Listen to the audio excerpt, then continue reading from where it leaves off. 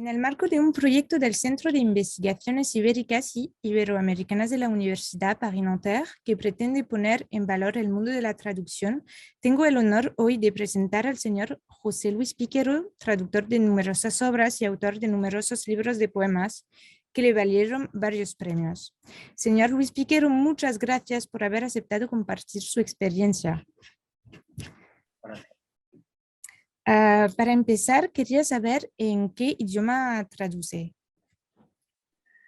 Básicamente traduzco del inglés, aunque he traducido un par de libros también del francés y también he traducido libros del asturiano, que es una pequeña lengua peninsular de España, que pronto será oficial, igual que el catalán, el vasco y el gallego. Pero Vale, básicamente he traducido del inglés. vale. Y entonces el español siempre está en sus traducciones o puede pasar, por ejemplo, del inglés al asturiano. El español no es la base de... Mis dos idiomas maternos son el español y el asturiano. O sea que cuando traduzco un libro del inglés al asturiano, estoy traduciendo mi idioma materno. Pero esos son muy pocos libros. En realidad, la mayor parte de los que he traducido son del inglés al castellano. Okay. ¿Y qué clase de textos traduce en general? La mayor parte de los libros que he traducido son novelas, narrativa. He traducido también ensayo y alguna vez poesía, pero poesía muy pocas veces. La verdad es que siendo yo poeta, prefiero no traducir poesía. ¿Y por qué no prefiere traducir poesía? Bueno, porque me parece, a mí me gusta trabajar de encargo, trabajar como un funcionario. Y yo no soy narrador, entonces lo que me gusta es traducir narrativa. Como sí soy poeta, pues no me gusta mucho traducir poesía salvo por gusto, porque me apetezca traducir algún poema que me haya gustado. Pero profesionalmente prefiero no entrar en la traducción de poesía, aunque alguna vez he traducido poesía también para algunas editoriales. Vale. ¿Hace cuánto tiempo hace que se lanzó en esa profesión? Eh, yo siempre había traducido de vez en cuando algún libro por encargo, como una especie de actividad paralela a mis otras actividades, a mi profesión, que era el periodismo. Yo era periodista. Cuando dejé de ser periodista, porque me trasladé, me fui a la otra punta de España y me tuve que buscar una profesión, pues me dediqué a la traducción más intensamente. Y de repente lo que era una actividad, digamos, accesoria, se convirtió en mi actividad central. De esto hace, digamos, algo más de 10 años. Vale. ¿Y los estudios que hizo para ser periodista y después traductor y autor, cuáles fueron? Los estudios que yo hice fueron filología española y filología inglesa, pero ninguna de las dos actividades vino de esos estudios, porque esos estudios fueron, digamos, accidentales. Yo entré en el periodismo, digamos, un poco por casualidad y acabé dedicándome durante muchos años al periodismo. Y entré en la traducción básicamente porque me parecía una segunda parte de la literatura, que es lo que yo hacía. Yo siempre me he dedicado a la literatura. Entonces no es que yo haya estudiado para ser traductor.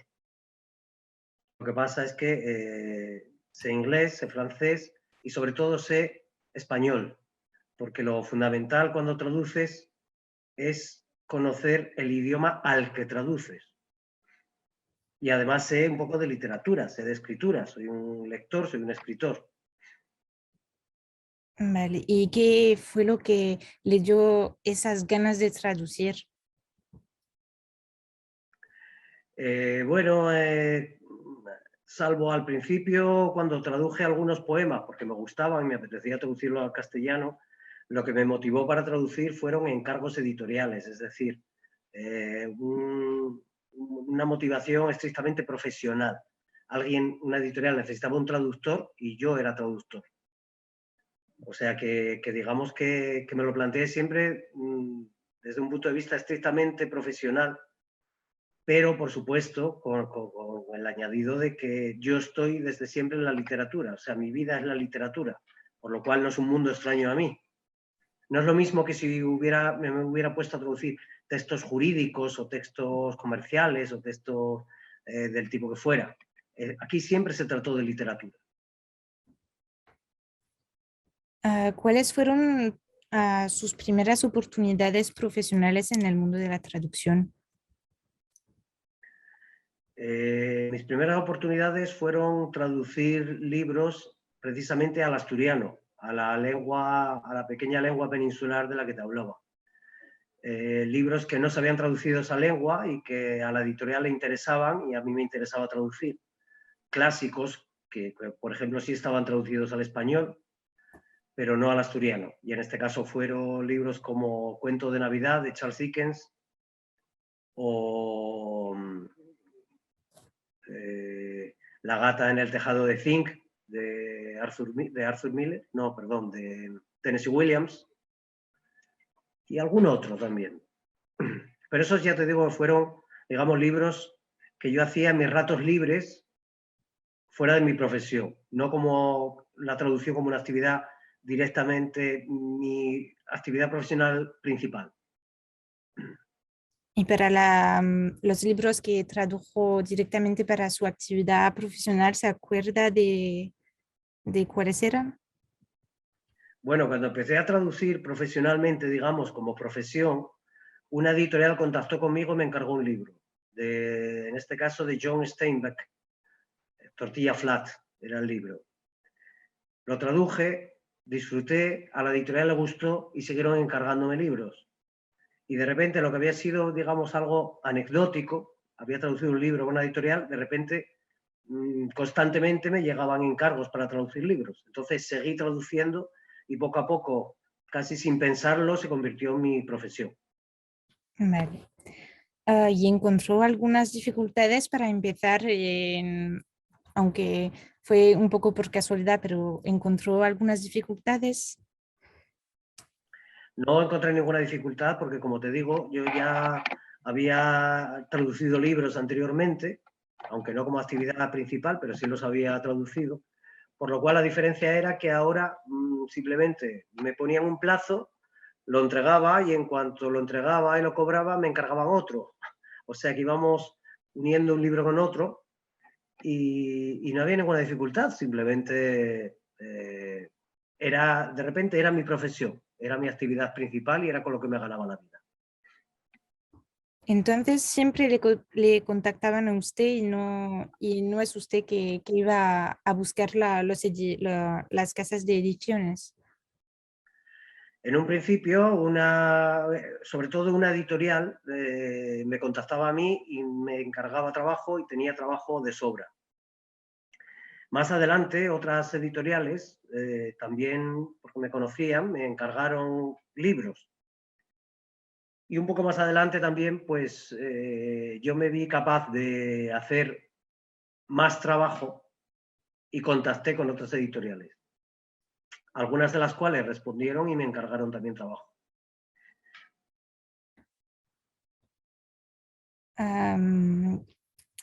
¿Sabe aproximadamente cuántos textos o novelas traduce por año? Al año, no lo sé, depende del año. Hay años que he podido traducir, no sé, 4 libros, hay años que he traducido 7, depende del año y de los libros, depende mucho. ¿Y cómo elige los textos que va a traducir? ¿Cuáles son los criterios que... Los criterios no los marco yo, los marca el editor. El editor dice, quiero esta novela. Entonces me encarga la novela y yo la hago. No, yo no tengo ningún criterio. En alguna ocasión yo he propuesto a los editores algún libro que podría interesarles y lo han aceptado y entonces se ha traducido ese libro. Pero normalmente yo trabajo por encargo. Entonces nunca le llega de rechazar, de no aceptar una traducción. Hasta ahora que yo recuerde, nunca he rechazado ninguna, porque el libro no tiene por qué gustarme. Yo soy un profesional, yo lo hago. Procuro que me guste, pero a veces ha habido libros que no me han gustado demasiado y sin embargo los he traducido con el mayor cuidado que he podido. Ahora bien, normalmente he tenido la suerte de que casi todo lo que me han encargado me ha gustado a mí.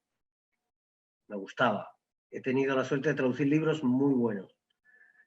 Y cuando no eran tan buenos o no me gustaban, pues los he traducido pues como haría cualquier profesional con su trabajo. ¿Cuáles son las dificultades en la traducción a las que llega de enfrentarse? Por ejemplo, imagino que las referencias culturales a veces causan pueden causar problemas. Bueno, los principales problemas vienen de que cuando te dedicas a traducir tienes que convertirte en un pequeño experto en muchas cosas. Por ejemplo, si estás traduciendo una novela del siglo XIX que se desarrolla en un barco en el mar, tienes que conocer el lenguaje marinero. Normalmente ese lenguaje no lo conoces ni siquiera en tu propio idioma, porque ¿quién sabe cómo se llaman las diversas partes de un barco velero del siglo XIX o del siglo XVIII? Seguramente tú no las sabes. Bueno, pues tienes que saberlas no solo en tu idioma, sino en el idioma del que estás traduciendo. Por lo cual tienes que documentarte muchísimo, tienes que aprender un montón, por ejemplo, de el lenguaje marinero del siglo XVIII, XIX, mecánica del automóvil de principios de los años 20. Por ejemplo, una vez me salió una traducción, una cuestión que tenía que ver con las, por ejemplo, una banda honorífica que un noble se pone, ¿no? Un rey. ¿Cómo se llama esa banda que el rey lleva así cruzada sobre el pecho? ¿Sabes cómo se llama, siquiera en tu idioma? Mm, ahora no me viene a la mente. No, ni prácticamente a nadie. Pues eso tienes que aprenderlo, no solo en tu idioma, sino en el idioma del que estás traduciendo. Es decir, un traductor tiene que convertirse en un experto en muchas cosas, a la fuerza. Y para las expresiones, por ejemplo, pasar de una expresión francesa que no existe en español o en asturiano es igual, hay que encontrar hay que documentarse cómo llegas a superarlo. Tienes que conocer bien el idioma del que traduces, pero también tienes que conocer aún mejor el idioma al que traduces. Entonces, lo principal en una traducción es la naturalidad. Si te encuentras una expresión, por ejemplo, coloquial, una exclamación, un insulto o algo así, tienes que buscar en castellano, en este caso, el equivalente más natural posible. Nunca va a ser igual, nunca.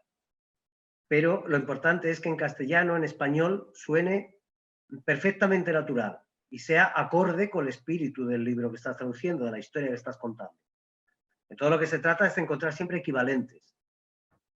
Ya te digo, nunca son exactos, solo aproximados. ¿Y le ha llegado que alguna vez estaba leyendo un libro, traduciendo un texto y se da cuenta que el autor ha hecho un error? En ese caso, ¿qué ocurre? Mm, me he encontrado muchas cosas de esas, sí, la verdad. Eh, a ver, yo procuro arreglarlo. Si el texto es muy malo y se puede mejorar, yo intento mejorarlo. Vale. Entonces, se convierte un poco como también el autor del libro, A cambiando. ver, yo no me atrevo a enmendarle la plana a Charles Dickens o a Arthur Miller, Mm. pero si a veces estás traduciendo un bestseller y hay algo muy feo, muy feo, muy feo, si puedes arreglarlo sin traicionar, lo arreglas. Si no puedes, sigues para adelante. Vale. ¿Cómo percibe hoy en día el trabajo de traductor en comparación con hace 10, 15 años o más? Bueno, creo que básicamente lo que el traductor tiene ahora a su disposición son herramientas que hace quizá 15 o 20 años no existían o no existían en la misma medida. Hoy en día tienes en Internet muchos diccionarios online, diccionarios específicos, especializados en, pues, por lo que hablábamos antes, el lenguaje marinero o en lenguajes específicos, ¿no? O profesionales. Esto hace 20 años era muy difícil de encontrar, siempre tenías que recurrir a diccionarios de papel y era más complicado. Hoy en día el traductor con Internet lo tiene bastante más fácil a la hora de tener herramientas a su disposición. ¿Y cuáles son las herramientas a las que no hay que ir y las que sí se pueden usar? Bueno, esto es como cualquier cosa que se relacione con las redes, con la red, con Internet. Uno sabe dónde puede fiarse y dónde no. ¿Qué diccionarios? Porque Internet está lleno de diccionarios. Uno aprende qué diccionarios son de fiar y qué diccionarios no son de fiar. Cuando aprendes dónde están las herramientas útiles, recurres a ellas. Los diccionarios adecuados, los foros adecuados, porque también hay foros donde puedes documentarte. Y luego hay muchísimos otros diccionarios online que son realmente malos o deficientes y sabes que de esos no puedes tirar. Y eso uno lo va aprendiendo con la experiencia. Vale. ¿Cuánto tiempo pone generalmente para traducir un texto o una obra? Eso depende mucho, depende de muchas cosas. Depende del número de páginas, depende de la dificultad del texto y fundamentalmente depende del plazo que te ponga la editorial. Y lo que toma más bien tiempo, por ejemplo, puede ser más bien el volumen de la obra o realmente el hecho que esté escrito de una forma que cuesta traducirlo. Hombre, el número de páginas evidentemente siempre te marca un tiempo. Sabes que es físicamente imposible traducir X cantidad de páginas en un plazo muy pequeño. Pero bueno, si trabajas mucho siempre se puede hacer trabajo, se puede hacer jornadas. Ahora bien, hay libros que prácticamente los traduces sobre la marcha y hay libros que tienen mucha dificultad, depende del estilo del autor. Por ejemplo, yo que sé, hablando de clásicos, Charles Dickens es muy difícil de traducir, muy difícil. No te lleva lo mismo traducir una frase de Charles Dickens que una frase de cualquier autor, a lo mejor actual o un bestseller. Luego otros, como Erskine Caldwell, pues prácticamente los traduces como si los copiaras, porque tiene un estilo muy llano. Siempre depende del autor y del texto. No hay un baremo universal. Vale. ¿Cómo se comunica con los editores? Casi siempre por correo electrónico, por teléfono, alguna vez presencialmente. Siempre que puedo me gusta conocerlos personalmente, pero la mayor parte del trabajo diario, del trabajo que se hace es por correo electrónico, por teléfono. Y su relación con ellos son más bien profesionales, pero también pueden ser amicales o a veces ha llegado que sea, por ejemplo, una relación un poco conflictiva o...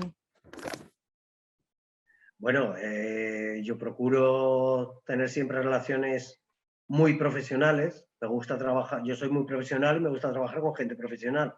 Y me gusta que se establezcan unas relaciones profesionales y de fiar. Pero lógicamente también luego se produce a veces amistad, se produce pues, un intercambio y un conocimiento y conversaciones, claro que sí.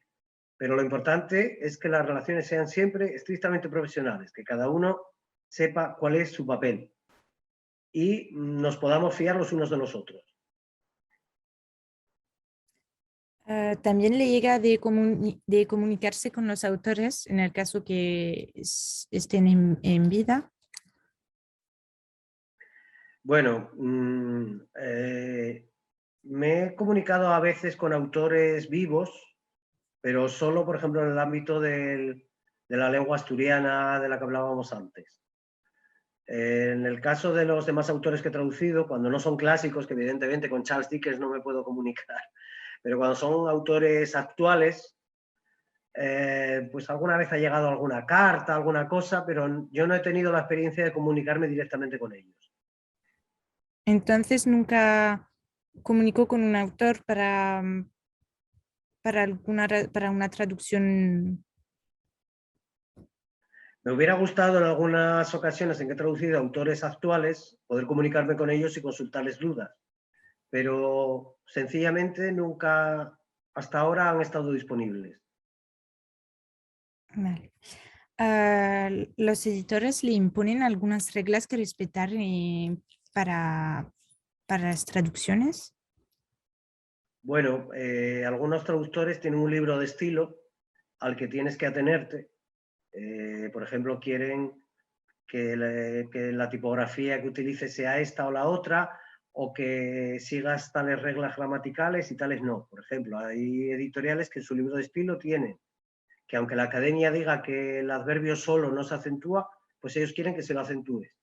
Quieren que pongas las notas al pie de esta manera o de la otra. O sea, son una serie de herramientas básicas que ellos prefieren cuando les llega el manuscrito que ya vengan, aunque ellos pueden corregirlo, evidentemente, pero ellos prefieren que ya vengan, que ya te hayas atenido a esas pequeñas normas que ellos te marcan. Vale. Respecto a la remuneración, ¿cómo se pasa? ¿Es una remuneración por página, por hora, por obra? Bueno, en esta cuestión cada editorial tiene su propio criterio. Hay editoriales que pagan por página, hay editoriales que pagan por número de palabras, hay editoriales que pagan por plantilla de caracteres, hay editoriales que pagan por, yo qué sé, yo me he encontrado con todas las fórmulas posibles. Y luego la tarifa que se cobra, pues eso se negocia con cada editorial, evidentemente. No hay una editorial que pague igual que otra, todas pagan distinto. ¿Con cuántas editoriales ha trabajado durante su vida? No sé, podría ser, no lo sé, tendría que mirarlo, entre 10 y 15 editoriales distintas. Vale. Ahí hay editoriales pequeñas, editoriales medianas, editoriales grandes. Bueno, y para llegar al cabo de esa entrevista, quería saber su mejor recuerdo de traductor.